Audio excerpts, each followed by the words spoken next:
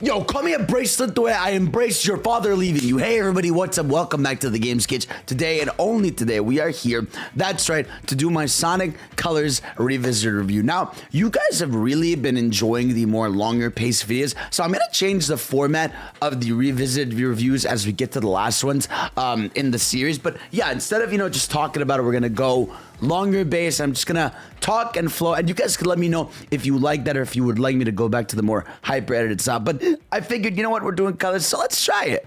So Sonic Colors, man, what an important game to me. There's something about this game where I remember, I guess because when I was a teenager, and that's when my gaming really hit a neuron in my head where I was conscious of what I was playing really and everything.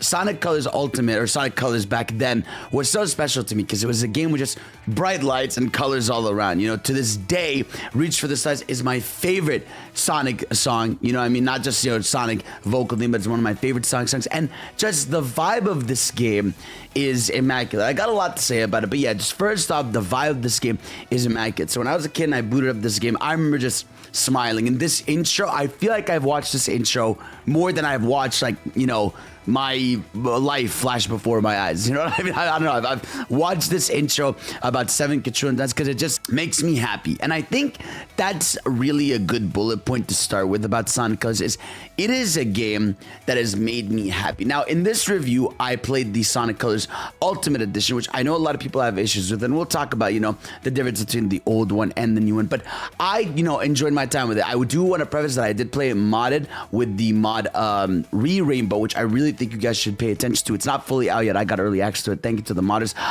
Where it basically, just refixes a lot of the graphics issues, with Sonic Colors Ultimate. It basically makes it incredible. And the biggest thing that it does, by the way, if I can find it for you, is it remakes the cutscenes in engine. So it's re-rendered the in-game cutscenes to look like the modern model. So it's kind of incredible what they were able to do here with this. But yeah, let's talk about it. So Sonic Colors, right? At this point, this is what the third boost game, I want to say, or second. I mean, technically we had Unleashed. I think that it was this, right? Because we had then Secret Rings and Black Knight, which were completely different. But then we had this, right? So this is our second boost game, and right away, things are definitely a little different, right? You are getting a game that is a little less ambitious than what Unleashed was going with, but something that is still very fun and different, right? So this game was made for the Wii, right? So automatically the target audience and style they were going for was younger, which is, I think, why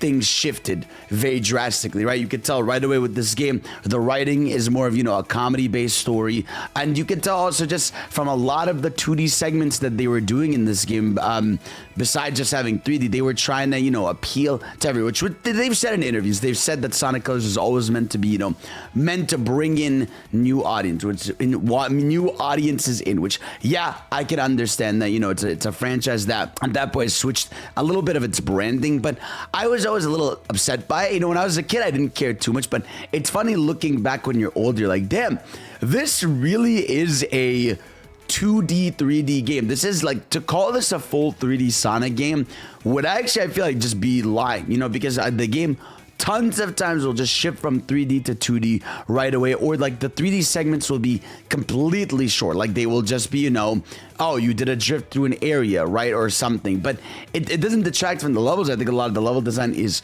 good, right? But there's something definitely about the game where it's, its nature of being a 2D/3D game messes with it a little bit, because you get limited 3D segments, right, which are fun in a lot of cases, but then you get a lot of 2D segments, and then that just causes this discussion about, is it a 2D game and a 3D game, right? And that's not a fun discussion to necessarily want to have, because you want to just play a 3D Sonic game and be like, damn, that's a 3D Sonic game. But I will say the game's level design, whether 2D, 3D, is pretty good. I mean, I would say it's pretty consistent throughout the game, that there's some levels for sure that are better than others, right? But for the most part, I fuck with the level design, and each area of this game is so well intricated to me. Like, it's so well done because you are visiting this theme park, and let me tell you, you really feel that shit, right? Because you start your first area, you're in Tropical Resort, which is this like very fun, vibrant looking area, very Disney-like. You know, you get some waterfalls in the background, you get some food places. You could say it's so well designed, right? And then obviously you get to Sweet Canyon, right, or whatever it's called, which this place is fantastic, right? You get desserts in the background, you get candy stacks so everywhere. Like, you really feel like you are part of an amusement park. You then go to the third area, which is, oh my god, dude, Starlight Carnival is fucking fantastic. I'm not even doing it justice right here by showing, you know, the factory part, because some of the places it goes to right here with the Rainbow Road is just so good. I love just so much of this game's area designs. You know, you've got Aquarium Park in there, you've got Asteroid Coast. It's like I feel like they did a really good job with the area design in this game, you know, just taking you to different places as I fall to my death. Also, the way the game is structured is that, yeah, you basically kind of have, I would say, a main actor to it, and then the rest of the levels in a world are kind of these mini levels. So sometimes it'll be like, you know, a short level where you get a bunch of rings to the end. Sometimes it'll just be, you know, get from point A to point B, but it's like really short. I'm saying like use a power up and you're done. So this has always been a other controversial thing about the game, right? Is that originally the game was going to be split, but they ended up splitting these splits. You know what I mean? It was going to be split, I believe, in like 2 acts and a boss, but they ended up just fully splitting the game's levels. And sometimes I guess it made it feel, I don't know, it made some levels feel extremely short, as Tails is dying here. Like, yeah, there are deadass some acts that take, no joke, like a minute and a half. And, you know, depending on, you know, how much you want to play the game or enjoy, that's fun or not. But this game definitely wants you to replay it. I think that's the big thing about this game is you get these different color power-ups each world. So you go to World 1, you get, you know, the Wisp power, you get the Drill power, you get to World 2, you get Rocket, you get to World 3, etc., right? And as you go back to other levels, you'll see that, you know, there are some power-up blocks that were hidden that become revealed. So they do want you to go back to these levels when you have access to all the Wisps in order to get, you know, more attacks and then do more special moves and then be able to get more S-ranks, because yeah, this game does have the ranking system. I will say the ranking system in this game is pretty good. You can't just S-rank levels left and right. It's based on how many points you get. It's based, you know, on your ring count, all this stuff. Like it's pretty good. I wouldn't say it's like so stupid easy like it is in Generations. I still think at this point they're like, okay, like this ranking system, I like it. It's not too mean, but it's also pretty fairly enjoyable to do. Oh, by the way, the bosses in this game, I gotta talk about this. The bosses in this game are probably some of my least favorite in the series. They're not offensive, but they kind of boil down to you fight this little robot, then, you know, you go back to a ship, you know, you go left and right with it. You have this guy, you have like the boss in World 1 who like dies in literally 20 seconds. I want to say, like, deadass, like there are multiple bosses in the game that not only repeat themselves, right, but they just die super quickly. So I don't know what they were cooking. Again, I guess they wanted it kids to be able to do it, but like I said, I feel like you can make a game for kids without dumbing it down to the extreme, right? But you know, the designs are cool, but again, it just boils down to the fact that they just die like so quickly. Now, of course, when we talk about Sonic Colors, I feel like we got to talk about the story, because the story is definitely something with Sonic Colors that I feel like split the fandom completely, right? And it's funny, when I was a kid, I didn't really realize it, but when you go back to it, you're like, oh shit, like everything changed here, because we just had Black Knight where you had Sonic with the rawest energies possibly ever had. Even Secret Rings, like you're getting cool, fun, over the top Sonic. Even a game like Unleashed where you're getting a Sonic that's more, you know, serious in character. And then you get to Colors. And I guess at the time why it didn't feel so bad, I guess was because it was the only one. So maybe in your mind, you're like, okay, maybe this is like a filler episode, right? But you then saw the chain reaction, right? You get Lost World that's like this, Boom starts to be a thing, Generations, like it all becomes this kind of silly story, and that Sonic stops to take itself seriously, because I feel like a big fun of Sonic has always been that, like, regardless of how silly things are, it took itself seriously. You know what I mean? Like its stories were taken seriously despite how silly they could come off. You know, you're little blue hedgehog, but like you got raw storylines and shit that could hit deep, right? And so when you go to a game like this or you go to a Sonic Boom, I mean, it's funny, I was arguing about this with some of my chat members last night. Sonic is a series that, of course, is for kids, right? But it's also a series that I believe has also always wanted to appeal to everybody. You know, Sega and Sonic Team have often known that they want to appeal to Sonic fans who they know at this point have grown the fuck up too. You know, they know these fans have grown up with this series and they wanted to appeal to everybody. And so when you make something that it almost like dumbs it down so that everyone can enjoy it as much, I can see where some of the appeal of the series gets lost to people, right?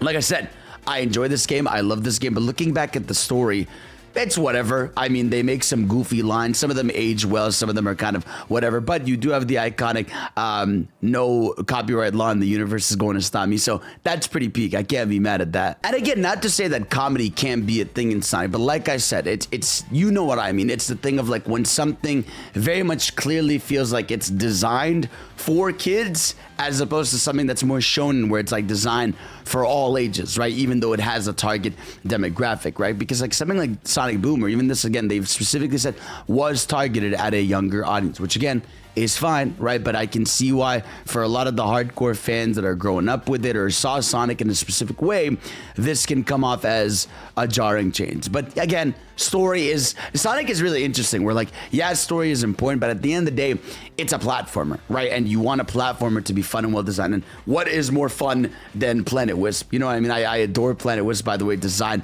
in general. I just like I said, the areas in this game are so fucking good. And it's always a shame that some of them are so short because you're like, I really would love to explore this entire area and me restarting this over and over. But it's like, you know what I mean? There's something about this game's vibe that is just so good. And I think one thing I adore about this game, and you know, in a lot of franchises cases, this shouldn't be necessarily a praise, but I feel like this is one of the few Sonic games where like there isn't this big flaw or this big thing that sucks about it, right? Like again, you could argue you don't like the 2D and 3D, but the game is pretty simple and fun throughout the entire thing. Like you can't point out, you know how some people despise the Werehog, right?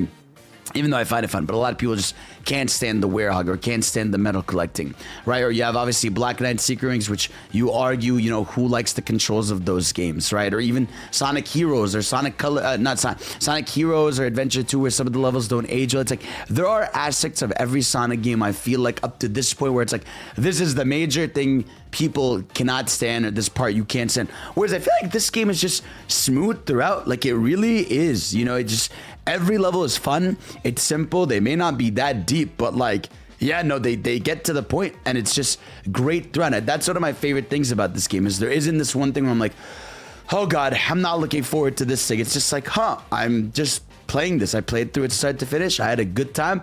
I'm in and out. And I feel like that's why it's become the Sonic game that I replay one of the most is because it's a Sonic game that all I've ever done with is that I've gone in and out of. I play it for a night, I get through it, and then I'm out. Now, obviously, I'm showing funny footage of me like drilling into the ground here, but it's a game that for the most part, I've just been able to vibe with. Right? I'll be like, you know what? I just want to play Sonic Colors. And it feels good. You can jump into a few levels, and I like it, man. It's just such a nice game for me. And obviously you have the soundtrack, right? Which there is an original soundtrack for Sonic Colors and there's also the ultimate one. Some people, debate which one they like more. I don't really mind. For me, like I enjoy just the songs as they are, but I do know a lot of people like the original OSTs more. And obviously people like to talk about the flaws with Sonic Colors Ultimate. Like I said, I was playing Sonic Project Re-Rainbow that fixes a lot of stuff, but even when I originally played Sonic Colors Ultimate, I know there are flaws and I know like Sonic's weird glare is not great, as opposed to his model here that's being used for this mod.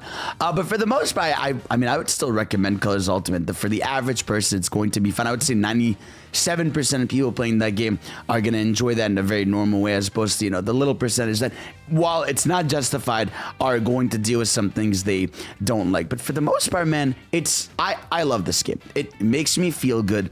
It's fun and it's a vibe. And from, simplicity you could argue, yeah, it takes away from Sonic in a lot of ways, right? Level design is dumbed down, right? Story is dumbed down. I still think for what this game is, it's fun, man. And I haven't even talked about the Wisp powers, right? I'm 50-50 on the Wisp, right? There are Wisp powers I really like. There are some Wisp powers I really don't care about. Like, to me, Rocket is kind of whatever. You just go upwards and you go down. But I love Laser. Laser's satisfying. Frenzy is fantastic. I really, really love Frenzy. I hate Cube. Cube can go fuck itself. Drill has always been one of the most satisfying ones to use. And yeah, for the most part, you have Ghosts that they added to this game, which is kind of also like a lame one. I don't really fuck with it because it's kind of just a different version of the, what's the Ghost? The one that makes you fly around as the green Ghost, that one. Like, there's some really good variation in it. And honestly, like, I had a good time using them. And again, the replay value of the game is fun. When you go back to World 1 and suddenly you have access to all the Wisps, you're like, oh shit, look, I have access to a lot of different levels here. Also, another thing about this game, that this is a big flaw with it, right? That this is the first Sonic 3D Sonic game since ever. I think this is the first 3D Sonic game since maybe 3D Blast where it doesn't end with a super fight.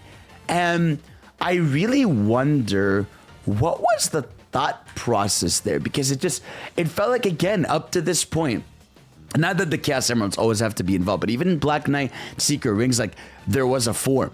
Even if it wasn't Super Sonic, you know, it was Excalibur Sonic or it was Dark Spine Sonic. Like, it's just all of them had a super fight at the end. So to dumb it down at the end here, where it's just, you know, 3-lane fight, which it's hysterical looking back now how many times they do this. This is technically even reused in some way from Unleashed, right? This sort of like version of Eggman's mech where you go up to it. Like, they were obsessed with this format for a long time, which thank God they abandoned. Now, technically it's still alive with Squid and Frontiers, but you know, it's relegated to a side thing now. But yeah, this obsession with this kind of boss was over the top. Even though I love this fight song, like I love the final variation of this track, I think it's a cool fight. It's just, for a final battle, right, not having super felt weird. And even the unlimited colors thing that you get at the end of the same, it's not that satisfying because I wish you had used all the powers. To me, that would have been a raw finale. It's like, imagine you had to use Drill for a certain part of the fight. Then you had to use Laser. Then you had to use Cube. You had to use Friends. Like, I feel like something like that